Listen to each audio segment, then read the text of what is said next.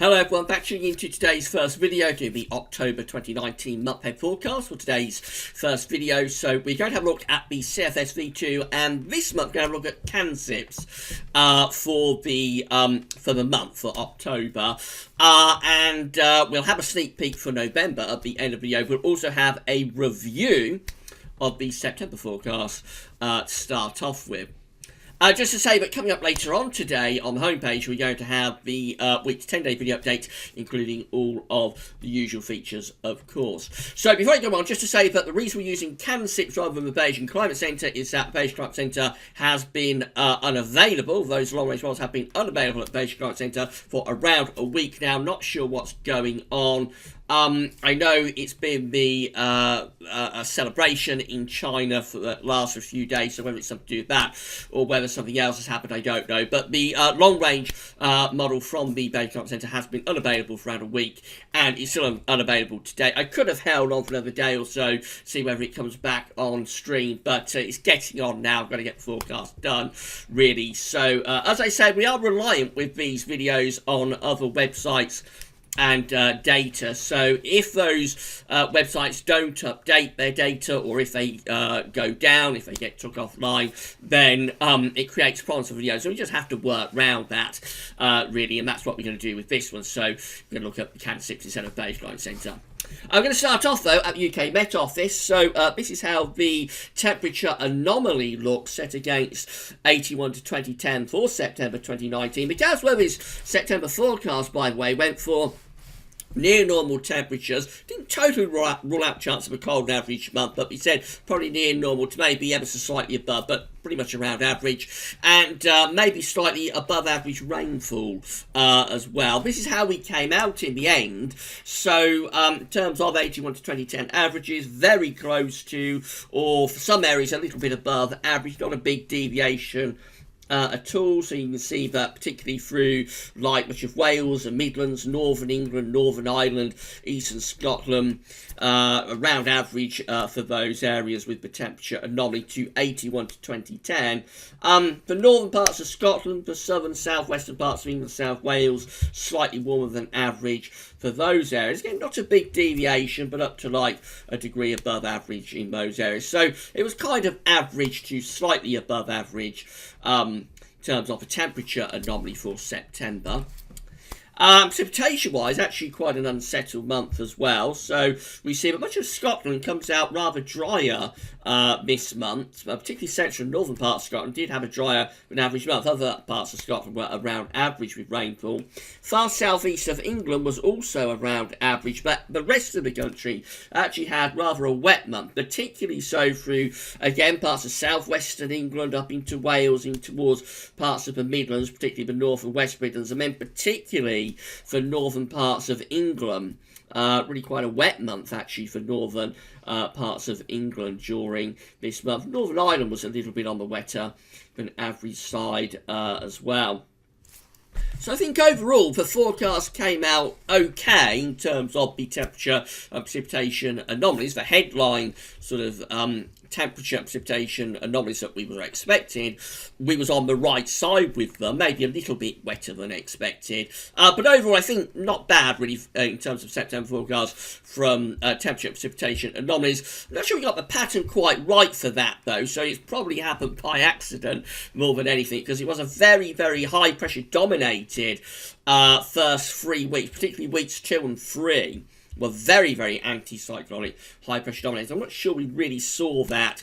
And then we had a very, very dramatic sort of switch in the final week into substantially wetter than average. And I would suspect that a lot of those precipitation anomalies that are above average there, a lot of that happens in just 1 week through that final week of the month, which did turn much, much wetter.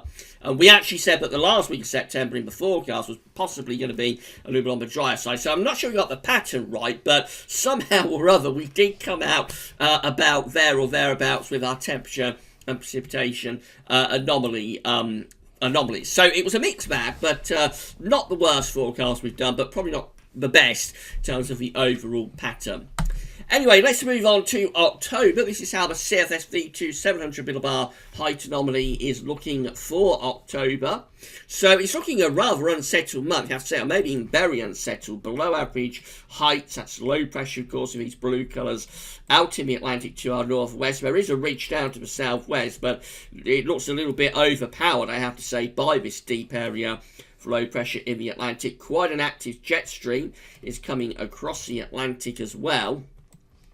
Does have some indications of high pressure sitting up to the north, but relatively weak. It just looks like a very, very unsettled and Atlantic-driven month here, with low pressure barreling in off the Atlantic, bringing quite a lot of wet weather. Very, very autumnal month on the way in October, if that is correct. Temperature anomalies are no better than average with CFS, so again it's going for these westerly winds to be bringing in lots of low pressure from off the Atlantic. We've got a ridge down to our south, which means quite a nice month for Spain. But for us it is close to average with the temperature anomaly.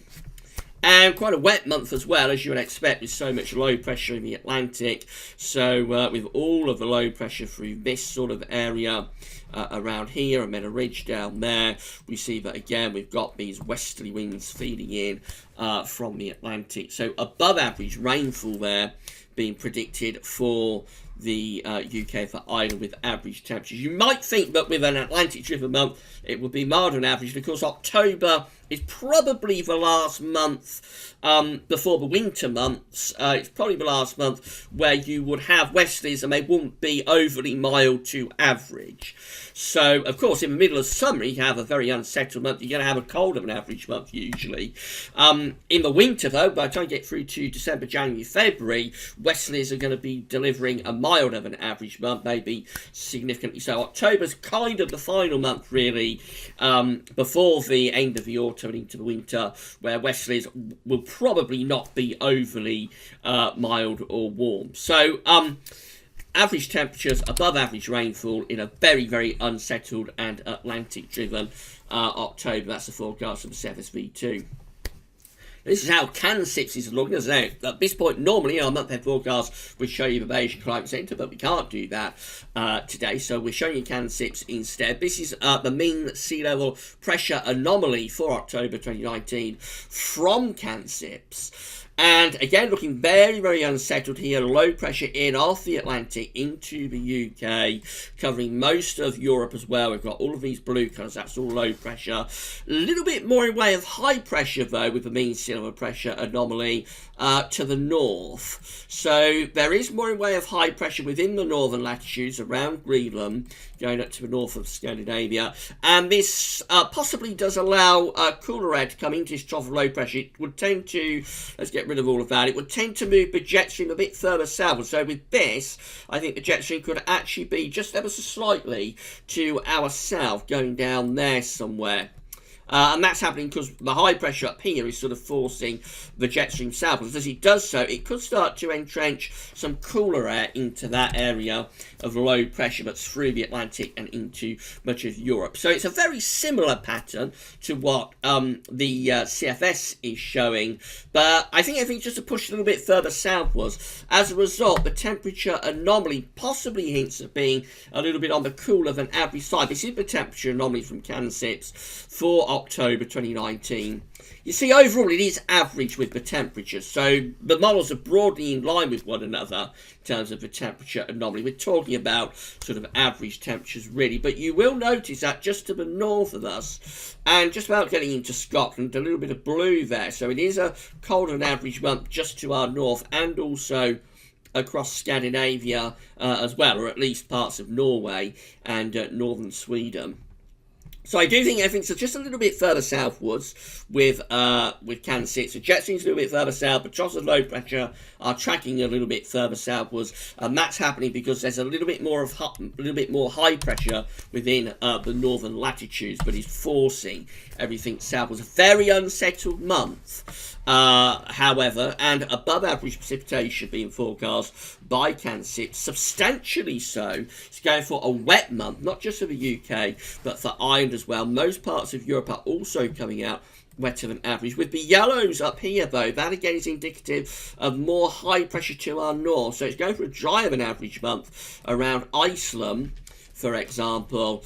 And again, this is just pushing the jet stream that little bit further southwards compared to the CFS. So out of the two, Kansas probably has the best chance of being a rather colder month, maybe even coming out a bit colder than average. Whereas the CFS I would suspect the CFS would be around average, really, maybe a little bit above, but I would go for around average temperatures with CFS. A little bit colder than average, perhaps, with Kansas, and both of them very, very unsettled, with low pressure dominant and an active Atlantic bringing in a strong jet stream, and so above average rainfall. So I think that's the way we've got to go in terms of a broad pattern. I think we've got to look at an unsettled month, low pressure dominated month, low pressure coming in off the Atlantic.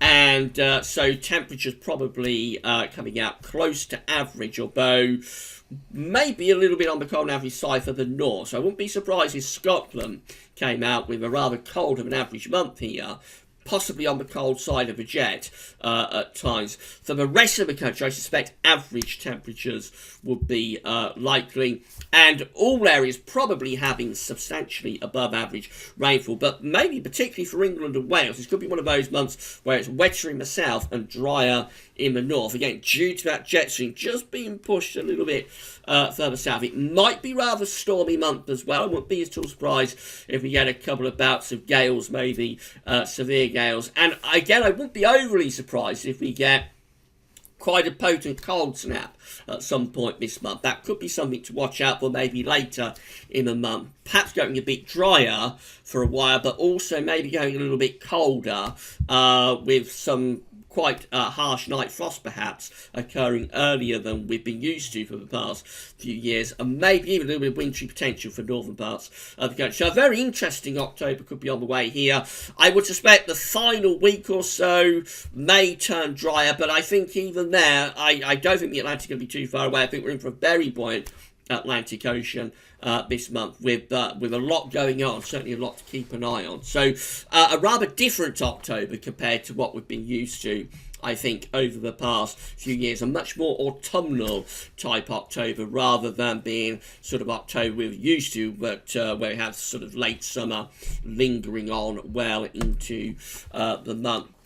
This hour CFS V2 is forecasting November, so a little sneak peek for November. Again, it looks very Atlantic driven, lots and lots of low pressure up to our north, the ridges down to our south. We're bringing in those westerly winds, so again this looks like a very unsettled month. But difference in November, of course, is that west and southwesterlies are probably going to give you a milder than average month.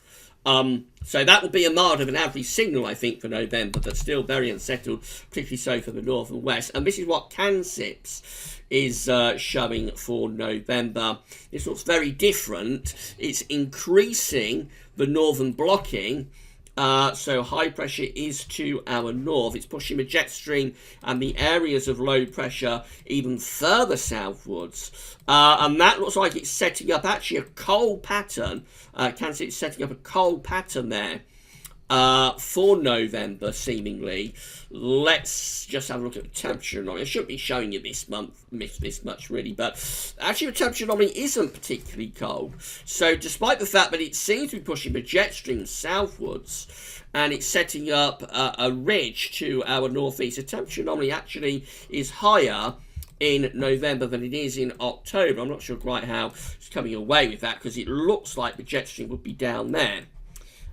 With high pressure to the northeast, bringing in east or northeast winds, and they're not going to be warm. It's going to get winds into the east in November, then it's not going to be a mild signal. So how it comes out milder than average, I'm not sure. But there we go. They're the variations that you get with these models. But anyway, we'll worry about November when we get to it. That's a long way off. For October, I think we're looking at an unsettled month, looking at an Atlantic-driven month. So above average rainfall, definitely going to be a wet month, and I would suspect, particularly so for England and Wales.